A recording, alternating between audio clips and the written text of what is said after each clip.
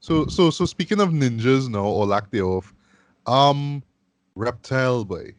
Now I understand. I get that you want to show him as a reptile. Okay, you can do the whole thing like in the first Mortal Kombat movie where there was like some corpse there and he jumps in and he absorbs the body and you hear reptile right from the first game, right? Okay, we can't do that, right?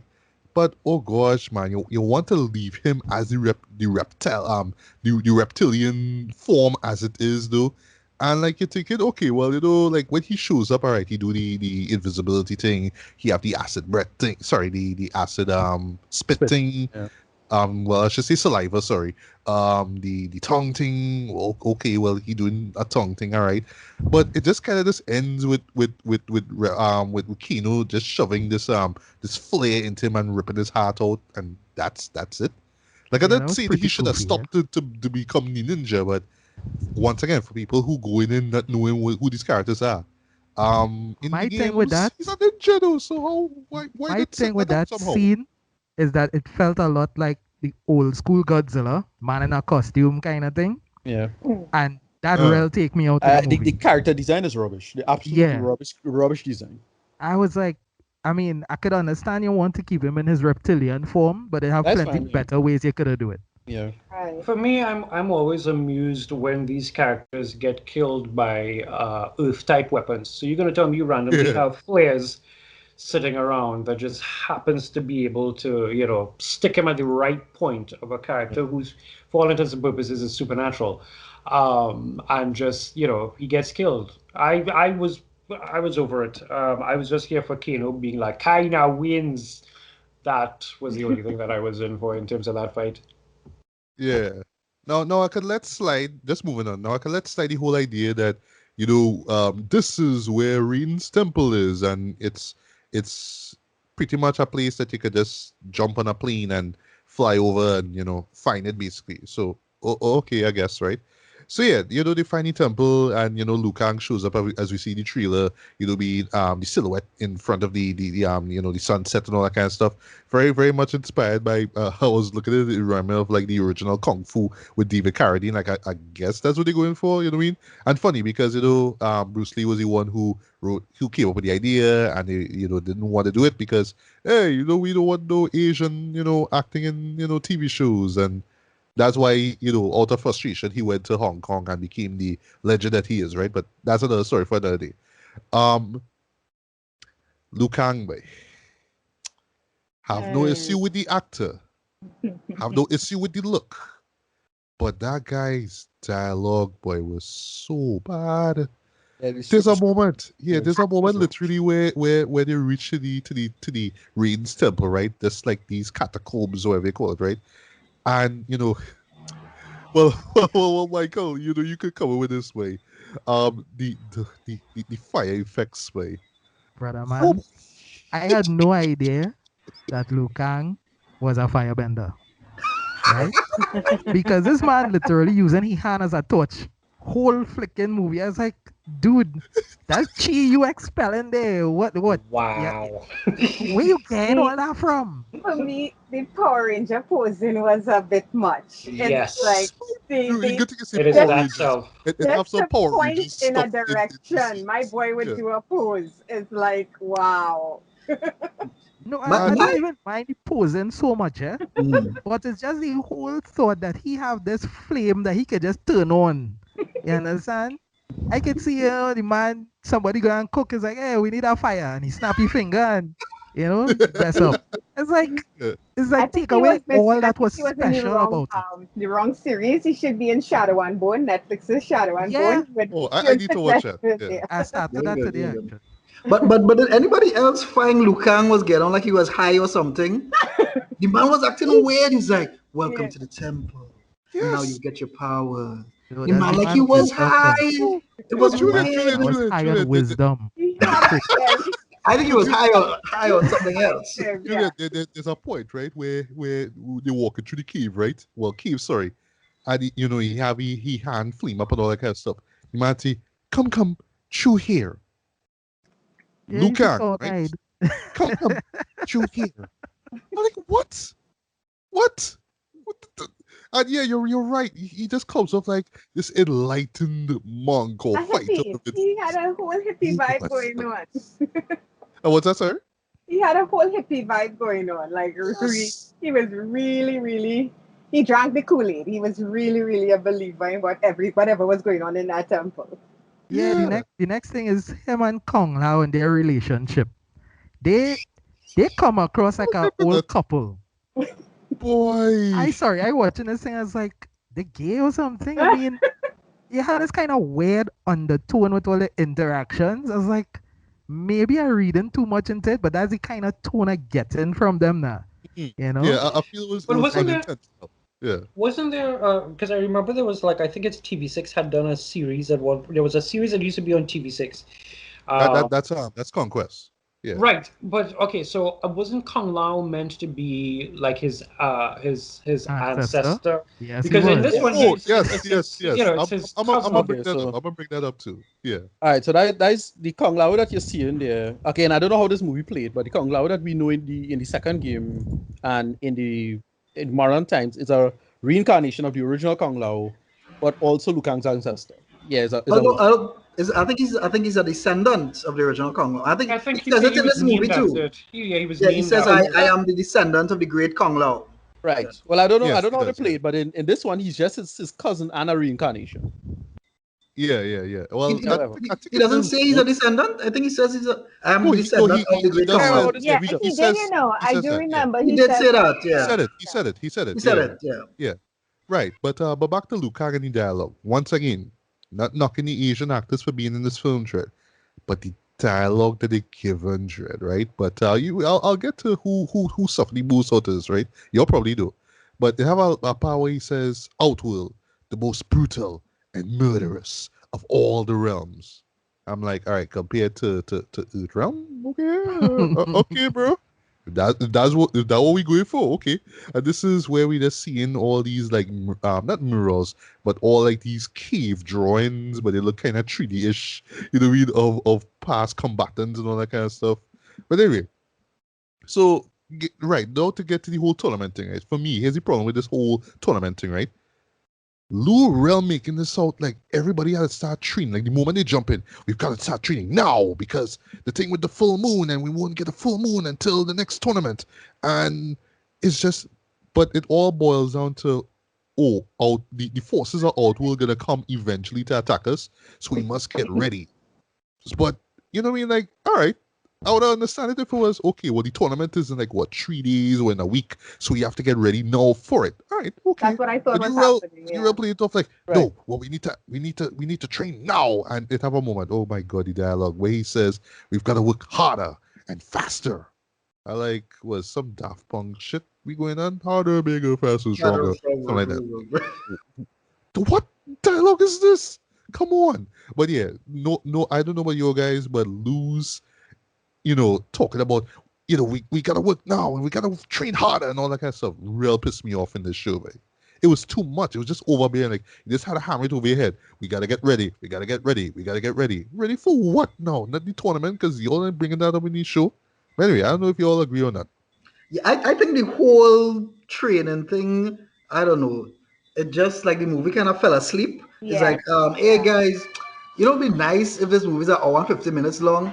How about we do like 20, 25 minutes of them just training It's and definitely the weakest Kano learning to aspect shoot of the lasers out of his eyes. for me.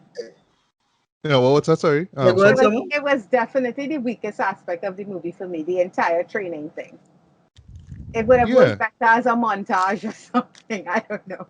Yeah, You know, I there's- mean, go on, sorry. No, I just a banter off of that. There is that scene where Shang Tsung says, "These are your warriors," and I felt his disgust because that whole That was trying funny, to though. train and what is this and just like nah, I agree with you. I agree with you on that one. What's his Yeah, I think one, that whole- one of the fighters is a man who shoot a beam out the eye. I don't blame Shang Tsung for being with these are your fighters. Yeah, I think the whole training not montage, but a whole training section of the film was really just for exposition. because they realize, hey, nobody ain't going to understand what the ass going on when we bringing these other people to fight, and we don't have time to explain how everybody have their abilities. So let we just hit them some quick exposition. Because really and truly during that training, nobody ain't actually do no martial arts, you know. Yeah, No. rubbish. Yeah, It it was is all literally about finding talking. whatever their secret ability was. That's all it Yeah. was. Yeah. Nobody ain't training nothing really. So that was just a excuse for exposition. Yeah, you're right. But And again, isn't Kano's what? laser supposed to be technologically based? Yeah, he's a Exactly. cyborg. Yes. Exactly. Kano don't have no superpowers. Kano is a Exactly. mercenary who does stab people, and then he got a laser eye thing, a kind of cyborg kind of thing. It has Mhm. nothing to do with no magic powers nonsense. Yeah. But getting back to the whole tournament thing, they never say at all in this movie when this tournament is.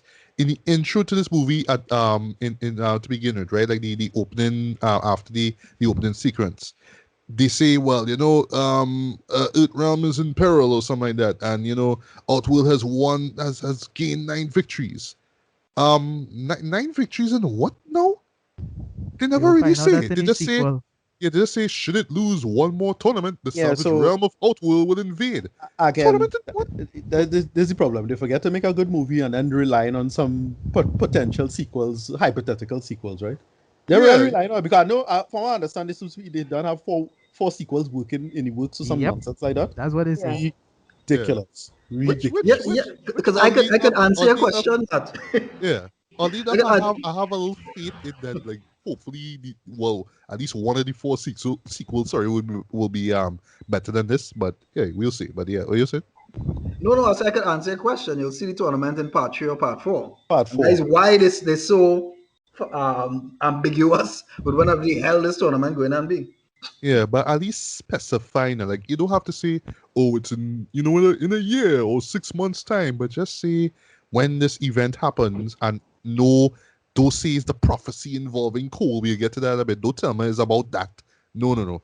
Just kind of give me, like, I don't know, some ancient fantasy stuff. Tell me, I don't know, when the full moon rises, or I don't know, when there's a rainy season. Something just for us to know, okay, this is the amount of time we have. This is how important this is, right? And you build that tension from there. Now. But not So, only that, if it is that the intention is to eventually build up to the tournament in a future movie, then why kill off main characters? Why not bring in people who nobody don't play? Right? Yeah, It's our yeah, real characters nobody don't play. Bring them in, kill them off. Make up new characters to kill off. I yeah, don't care. yeah, because But don't kill off main characters. it have relatively small characters that I kind of liked, but I could understand why you would kill them off. Like people like say Bo Raichu or somebody like that, right? Yeah, Yeah, dudes like that, right? kill them. I mean, Guys from they're five from and the six and game. seven. Yeah, they're from the game, but we don't need to see them in depth now. So just bring them in, you kill them off, and we build up. So now that kind of gives the main characters motivation when they get into the tournament because fighting for this one who you kill in episode 1 or whatever the hell it is. But don't come with, you know, largely the main cast of the first game and they're killing off characters who kind of would be more interesting later down. Yeah. I the Kung Lao thing did upset me. Yeah. yeah. I'll get to Kong Lao in a bit, right? So I don't want to be the asshole now and say, reading was badly miscast, right? I don't want to say that, right? I don't want to say that about the man, I can say it but for you if you want to know. his like his lines thread. And all right, the man clearly have this thick Japanese accent, right? Okay. But I don't know if it is that he just needed vocal coaching or just need to write lines better for him or something like that. Because I find every time he just threw a line, you kind of had to cock your ears a bit. Wait, what you say? Like, even when I saw it in cinema, there was moments that I didn't even understand what he was saying. And then when I watch it over with subtitles on, because, at home, I had the sub option on, I was like, oh wait, that's what he say. And I play back a few moments. I'll get to one of those moments just now. Like, wait, that's what he say? And it just sound like babble. Like, I'm sorry, Jay. Like, I don't know if it's just the actor or the voice or the dialogue or all It had three, but it just didn't work for me. And just the look of reading alone, like I'm supposed to buy into this guy with glowy eyes, like glowy sci-fi original movie eyes, as the god of thunder and It lightning. Like, made the come on. 1995 version actually look good. You I know, a never liked French that man original read. a French man playing an Asian god of lightning thunder was more convincing right down Exactly. to the horse voice that was going on and off in the movie. Yeah, And that was way but more he was convincing than why he better. got here with us. Yeah, it was. And he had charisma, Jen. He had attitude. You know what I mean? You know what I mean? Like, so you're gonna win the tournament. Show me how. That's like one of my favorite lines of that first movie. I love that. But this one was just, oh, you were destined to be in the tournament, and now we must fight. And that's what I I, came from this manager. That's sorry. I'm blaming, to be honest with you, I'm blaming the dialogue that they gave them because Yeah, okay. I've seen him in the Thor franchise. I think he was the actor, one of the actors in Thor. He was actually the one who, if I remember correctly, when Hela showed up, Yes, um, he was and the one. started to kill, he was the one who was there at the last. Yeah. Oh, So okay, I could okay. actually hear him speak. So I Oh, know that he can speak. So even he was yeah, one of Warriors 3? yeah, Yeah. The Asian guy? the Yes. Asian guy was Okay, one of them. okay. I didn't know. Um, and I will remember his name in a minute. I'll go look for it. But I blame the dialogue and not to be not to be a complete and utter spaz about the whole thing, but I just decided, let me just double check to see who were the writers and the direct. Checking out the director, we know it's Simon, but executively produced by James Wan, if I'm not mistaken. But I'm looking at the writers involved on this, and immediately I see a problem. And this comes back down. I mean, we could talk about this later, but this comes back down to why representation actually matters. Cheesy, slightly daft, but very cool to watch. CW Kung Fu has Oh, uh, I need to watch that actually. I need to Yeah. watch yeah, that. like that is fun, but the way how, in terms of the dialogue, you actually get into the experience of an Asian American, how they live, some of the scenes, the family scenes that you have to deal with, and that kind of stuff. I'm looking at the writers, and no offense to the writers, because they are probably very good people, but there is not one truly Asian person on the writers' room. So you're going to tell me Right. that we are having, you know, Caucasian-esque or Caucasian mixed or just downright Caucasian telling a story about people who are, yes, the game is universal, and yes, that it's a major scene, but you're telling me that there were no actual Asian writers to say this is how it could sound, or this is how you could bring it in, and not just bringing in Yeah. Asian writers because that's the politically acceptable thing to do, but to actually have people helming it that works. Because even if James Wan is an executive producer, he's Zack Snyder's executive producer on everything that comes out of DC right now. Yeah. But it's not to say that he's actually involved. He's James is off doing another Conjuring or whatever the hell he's doing. But I'm looking at it, and it's really good enough writers and filmmakers, but it's like they're not. There's no actual representation, and I'm wondering why it is that they're sounding clunky, and why is it that Raiden has to sound like that, and why is it, for crying out loud, Shang Tsung sounds like I don't know what. And I'm looking at that, and I think that is one strong possibility why we're down this road. As you Right. mentioned the topic of writers, it always baffles my mind. Why would they make a Mortal Kombat movie and not get involved with the original game creators? I You don't. mean, I I mean, know, right? you don't need. Here's the thing. You don't. This have the same problem that is Zack Snyder doing the dark stuff as opposed to the people who made Injustice, right? mm, Yes, that it's the same thing. Again, they invented their own thing. They don't want to consult anybody who know before. They think they could just jump in and do their own thing, and it's that nonsense. No? As I said, it does seem like they know the material enough to make certain decisions, but they thought, oh well, this is my fan fiction again, I chance to do it, and it just don't work at all. Again, Warcraft, same bullshit. yep. Yeah. No, sorry, Summer, but for me, Kung Lao entry in this movie was god awful, boy. It was some Power Rangers wannabe MCU kind of shit. Like, what I mean, like, a character is being attacked because yes, in the temple, numerously, I should say, Shang Tsung's goons attacked her. So suddenly he just show up, blow, and all of a sudden, and okay, so no offense to Benjamin, Walt Fish, who does the music for this, right? Like he did a pretty decent job. But it's just me or some of the music or a majority music, especially the fighting scenes, had this more The music, I superheroic kind of vibe I to thought the it. music was terrible. I Yeah. did Right. not like the Me too. soundtrack. Yeah, Yeah. there's only like a few. Well, I would say the moment that really worked for me though was Sub Zero's music. That doom, doom. 'Cause it was just real menacing. But everything else was like I'm watching Avengers again. You know what I mean? Yeah. It just felt like that, like the music, especially when Kung Lao comes in. Just how the music is and how he shows up is like, yeah, watching like some Power Rangers thing. And Lou says, "What? Welcome back, cousin." Right? But my thing is like he just show up out of the blue there. Like where was he I when think what I liked is Katana? Sorry, not Katana. When Sonya and Kino and what's his face He was Cole polishing show up his in the hat. first place.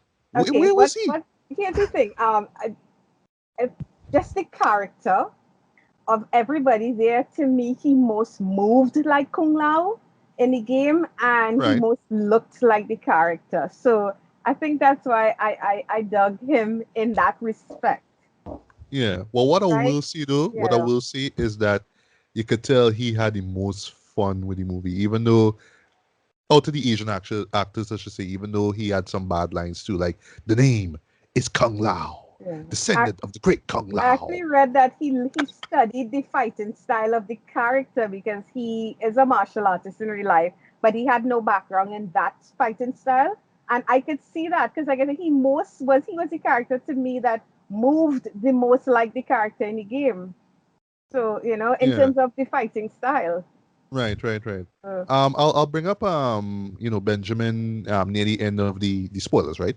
Um, and yeah, you know what I mean. Going back to Shang Tsung and how much he feels like one of those villains from Big Trouble in Little China. Ah, this line though, the time has come to end this. And I'm like, that is the best take. That's the best take you'll have of this, right? Like this is how you want Shang Tsung to be. Like I don't know, like maybe I'm wrong here, but I find he came off way too theatrical. Like I must talk like this because I'm Shang Tsung and I must talk like this. Ah, it just didn't work for me, boy. Yeah, But Speaking of that, what, that go Yeah, ahead. Sorry. Shang Tsung had no menace. He had yeah. no presence, and I mean, and the whole concept of the thing where okay, the plot of this movie is the good guys are gathering heroes, and the villains are going to try to kill all the heroes before. I mean, it kind of is a little kind of breaking a bit because I mean, yes, Shang Tsung may try to do a little sabotage thing, but I mean, is Mortal Kombat is how you have the realm. So you tell me the Elder Gods, as lazy as they are, it's like, yeah, we don't mind Shang Tsung and his goonies just going and killing all of Earth's champions. I mean, gonna do nothing about it. It's like, yeah, so then why have 9 Mortal Kombats? I mean, just exactly. assassinate all the Earth. I mean, it breaks its own logic within the movie because Yeah, the it movie has does. no plot. And Yeah, it's it just, does.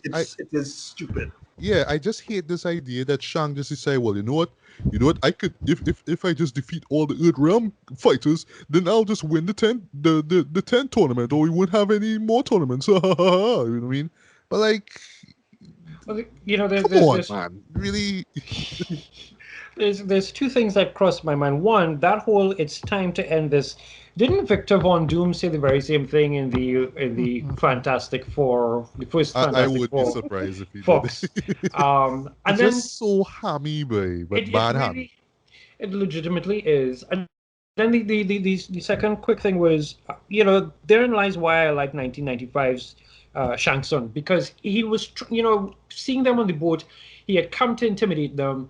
Raiden shows up and says to him, you know the rules. You're not touching my fighters until Mortal Kombat. And he Yeah, actually I love that. acquiesces. There was a bit of honor in it. He acquiesces and he's like, of course. And he leaves them, and, because he's preparing for them when the tournament actually starts. When the tournament actually starts, that's when things happen. And then, of course, when it ends, we get into annihilation and that kind of crap.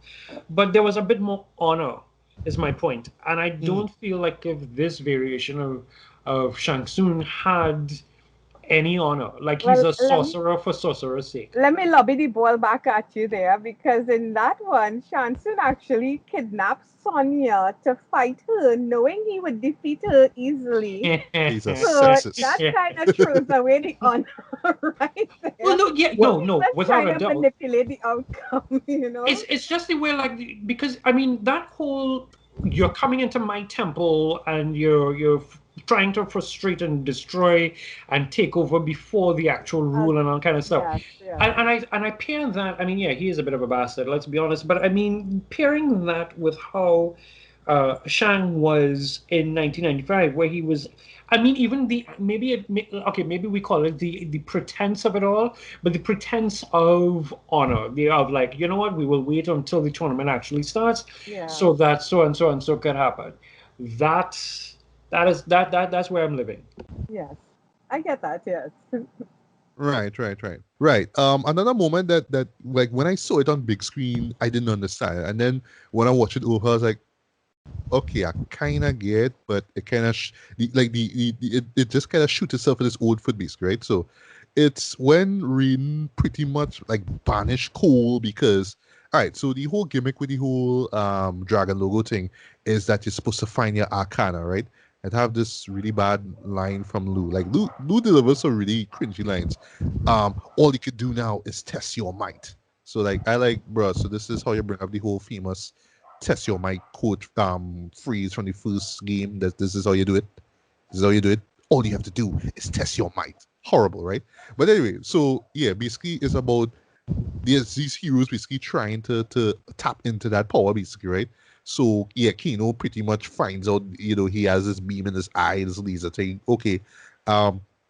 Which he finds out after, and this is the moment where I find like, the whole asshole vibe about him went a little too far, where he started picking on Kung Lao, and then Kung Lao and Lu team up to pretty much piss him off now, and that's how he get the beam. Okay. All right. And forgot to mention, man, Mr. Jax himself. I love this about the movie, right? And I'm being sarcastic here.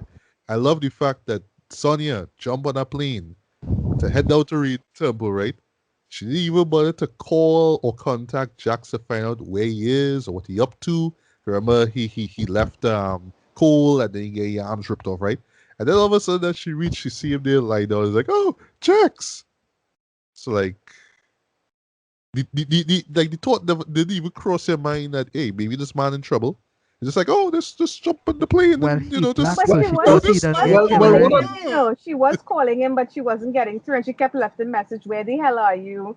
That kind In of the thing. in the So, Yeah, I trailer, in the think house. I still don't. Yeah, I still couldn't follow where he get his arms from exactly. Like, Oh no, well, you get. it, But well, again, it makes no sense, Ricardo. It makes no sense, right? So what Lou yeah, was but saying is that they have to search the realms for, to help him out. So apparently in one of the realms, well, apparently is, if we were to talk Mortal Kombat 11, is when the rising machines from the Terminator. So they took the exoskeleton basically and put it on Jax there. It makes no sense. yeah, But yeah, that's well, the excuse. We're yeah. looking in realms to we and we help him out now. Yeah, well, two things on Jax. Well, firstly, the problem is that you have the line with Sonya saying, I tried to call him and I didn't get him. And then throughout the rest of the movie, at no point she was like, I'm worried about Jax or try to call him back. So yeah. like the writers forgot about it. And then it was like, hey, look, Jax there. So that's why I was like, yeah, that kind of doesn't make sense. And Yeah. two, apparently, what the hell is Jack's powers? Is he a technopath or something? Because he takes the really crappy looking kind of robot arms and then he Yeah. adds metal onto it. But even Oh, that I'm gonna isn't even get to how a that. technopath works. Yeah. So what the hell is his ability? It makes no sense. It doesn't make any No, sense. it doesn't at all. Yeah. No So yeah, so right. So back to Raiden though. So Raiden decided, you know what? This Cole guy, you know what, this man just not doing anything. He just not tapping into power. He not working as hard as Lou pushing him and all that kind of stuff. And that's when he dropped the bombshell. Oh well, you're the descendant of one of the greatest ninjas in history, or something like that, right? And like just about a minute after he dropped this huge bombshell in the man, You say, here's what, go back to your family, and he does the whole lightning portal things and said, he actually walks willingly through it. But my thing is like, you just drop this bombshell in the bar lap. You can just expect the bar to accept it, just be like, all right, well, fine. You know what? Because I'm the descendant of one of these greatest ninjas, I'm just gonna work harder than before. Maybe the man just didn't get, but you just like, nah, screw that, boy. You gotta go in. Because he literally calls him a liability, which he seemed to that Luke called Sonya because she don't have the mark. You're a liability. So you know what? Well, you can't really like spar with us because you wouldn't even help us out when shit get real, which she actually does, throughout the film or whatever, right? But before we get to one of the moments that I really genuinely hate, right? Because there's two major ones that like real piss me off, right? Believe it or not. Let me talk about Kabal, boy. Well, okay. Well, before we get to Kabal, mindless, thugs, or I should say backup characters that could have been swapped with anybody. So we have, Riku, and we have Molina, and all right, I kind of understand what they're going for, where instead of like a mask, she have like blood, you know what I mean, or something like that over her mouth, basically. I could kind of get that, but still, why would you have like this blood thing on your mouth? It kind of makes no sense, but whatever, right? So yeah, her, Riku, and what's the other character? Natara, or is it Natara, right? Yeah, Natara. Yeah, Yeah, Natara. Natara. You Yeah, know the me, this vampire girl. Yeah. who honestly I didn't even know who she was going in there, but I read it up afterwards. I had But no like My clue of either. favorite character all in the the game. characters, is I one of your thought, favorite characters? Okay, yeah. yeah. But Of all the doesn't that work characters, into you guys thing about using characters that you could easily kill off? Do those characters fall in Kind of. that Well, I I think I well, have I have no problem with them using Natara to kill her off. My thing is, if you're doing that, then why Mhm. waste the other good characters in the movie? Right. yeah, Right? Bring yeah, her in yeah. from the beginning, develop the crappy characters to the point where we kill them off and we could move on with life. Don't Right. bring her in suddenly at this point in the film just to kill her off, and you had Yeah, other literally in the middle of characters the there movie, she's wasting brought time. in, literally in That's the true. middle of the show, she yeah. comes in just so. And the thing is, I mean, Natara and Reiko are kind of throwaway characters, but I mean, Melina is a huge character, and Yes. Kabal is That Yes, kind I of a know. fan favorite too. So I mean, Right. exactly. you're bringing two of the lower tier, and then two of the higher tier, and then you throw in Goro too, and you kill out everybody. I mean, Right. it I doesn't make see what you're saying. sense. Yes, I see what Yeah. you're saying. Well, but what was kind of bordering so bad it's good, kind of cheesiness was Cabal's kind of like Brooklyn accent. We talk about, tough guy, and okay, he's the one who gave me this, who put me in this suit, man, black lung and all that kind of stuff. It's just the accent that he had was just so funny, in my opinion, but whatever. So now to one of the main moments that I hated about this movie, Dread. So while Shang talking to Cabal and Riku and Molina talk about, oh, this is what you have to do. Prince Goro, Prince of Shokan, General to the armies of Outworld, just show up just so. He's like, Prince Goro, so glad to see Shokan blood up here. And the man basically used Goro, right? Who's supposed to be a mean boss, as just like a hired thug, basically, to go up against Cole. That took me out of the movie, guys. Like straight, swear to God, you took one of the biggest, most iconic characters in the movie and basically have him as a hired tub because the prophecy must not be revealed or must not occur, whatever it is. So you send Goro, and yeah, okay, cool. When he die and he guts spill out, all right, that cool, all right. But oh gosh, man, Goro, Dread. Anyway, but thoughts on just wait, before we get to thoughts, Not only before I that. forget, before we go, what was I say? Uh-huh. See, they're thinking, okay, so Cole eventually going to be the new Scorpion, right? Because that's what he hints at. No, he get like you say, Michael, this Black Panther like suit kind of thing. To me, what he Yeah, remind me of more is like the Batista's character in Mao the Iron Fist, the whole golden yeah. armor body thing, and he have these stun fan and that's he weapons basically, and that's it. And My and oh, well, problem, right? last thing I want to say, last thing, and the thing that just really run up a wall, Jet, is that you send this man to basically fight this lesser known individual dread.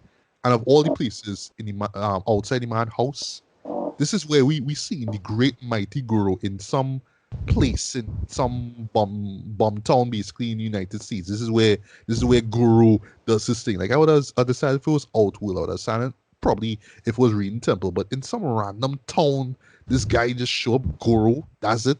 Come on, man, that was a waste of time for me. But yeah, Michael. Here's my thing. Now, first of all, they didn't use Shansung's ability to morph nowhere in the film, Nowhere. which would have been the easiest thing to use To for him fix to it, go yeah. and kill Cole. Yeah, Right? yeah. Mm-hmm.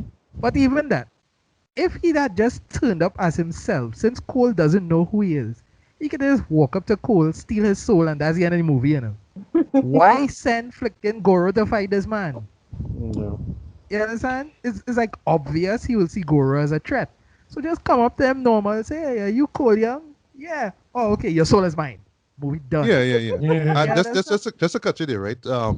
And what I really hate about this whole sequence though, is because say what you want about the character design and the what they did, with the puppetry and whatnot with the first movie, with the first incarnation of Goro right on screen. I loved his cockiness, shit. This whole thing. I've seen this Liu Kang. He poses no threat. He moved like a prince. He moved like, yeah, I'm this stuck-up bastard. And look at me. I have 4 arms and I'm huge. I could kill anybody. Nobody could stop me. They had this guy just coming going, grrr, and oh, I'm gonna rip out your spine. That's like the only thing he say in the movie. And this is how they treat Goro in this movie. Yeah? Hated that. I gotta tell you, I was never. I mean, thinking of the old film and thinking of the new film, the Goro was never really my idea of a fun time. But I will tell you what is in my notes here. It says, looks like Ang Lee's Hulk, and that is the kind that is the vibe that I got off of this version of Goro. It's very much like how Ang Lee's Hulk looked, and even where he screamed and making sort of noise and that kind of thing. And I feel like even in that moment there, okay, so you want to maybe build up the family dynamic. The idea of, okay, so the wife, has her input in weakening Goro, for one of them, even that and all was useless. Like, okay, I get the idea. Okay, she takes the axe and she does that thing with it, and that's cool. But I don't know. That whole sequence didn't give me any joy at all to see. Yeah, his family's coming in to help him, or yeah, he seems to have some measure of understanding as to how to deal with this. It was just bland. Yeah, anything to do with Cole Young was bland for me. Anytime he was the focus, it would get super bland. What wasn't working was really not working when Cole was the focus. And I think this all stems from the whole not using Johnny Cage in the first place kind of happening there. Yeah. Right. And they had the goal to tease Johnny Cage at the end.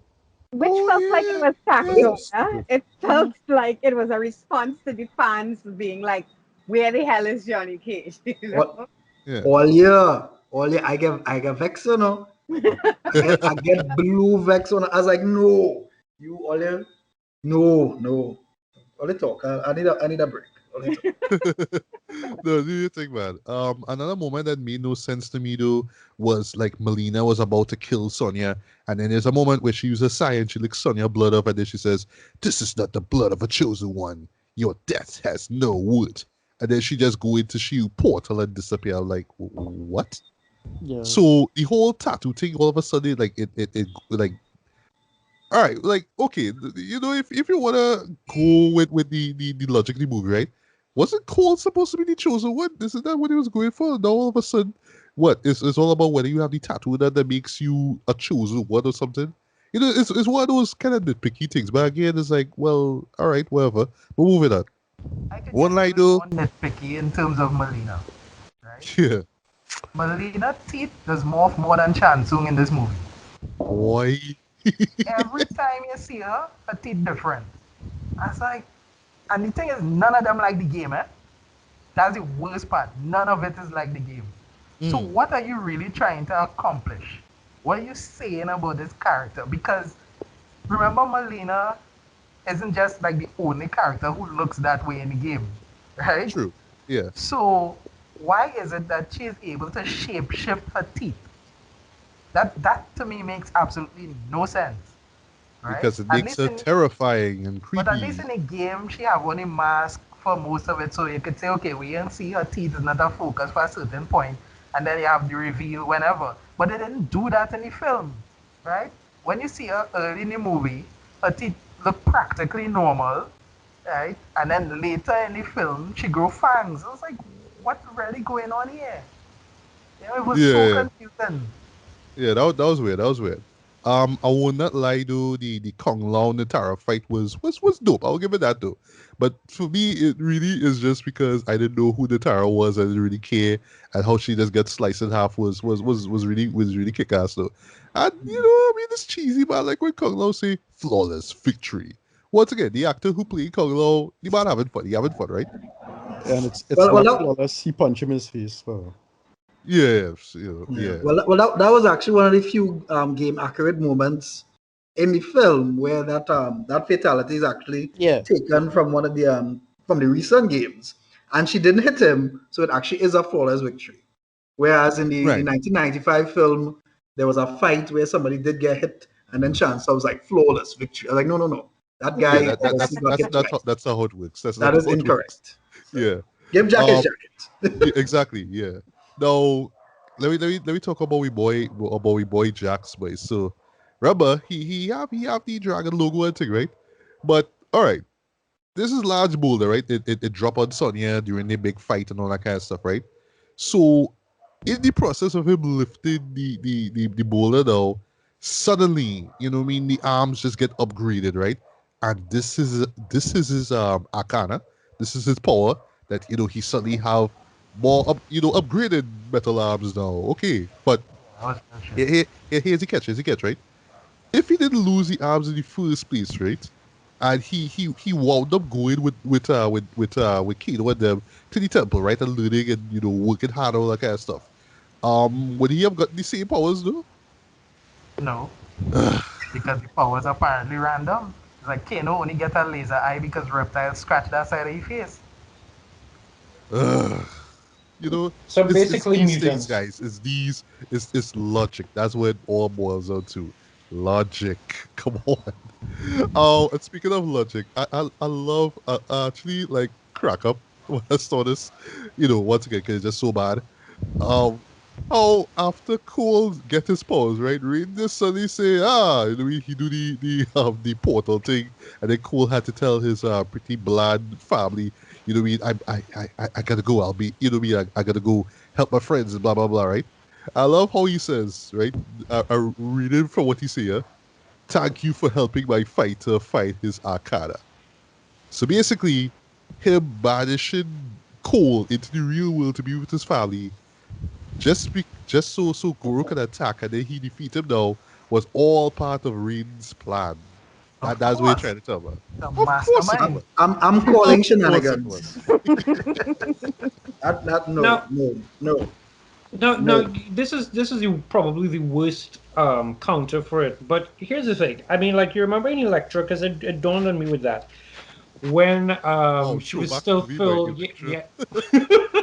She's filled with all this angst and everything like that. And Stick, Terrence Stamp sends her, tells her, you're banished and don't come back here and get out of this place. And she pretty much goes on and does her assassin thing and is living her life until he's the one who actually sets up the whole scene with the girl that she's has to protect. So in a real sense, as much as it's as how they did it here is convoluted, the idea of Raiden maybe letting him find his own way, because you can train people on a certain level, but you have to be the one to actually accept the rule. You have to be the one to actually find power within. That could probably be where they were thinking of going with it. I mean, it's all hypotheticals, but that might be like the idea Yeah. behind where they I were. Yeah.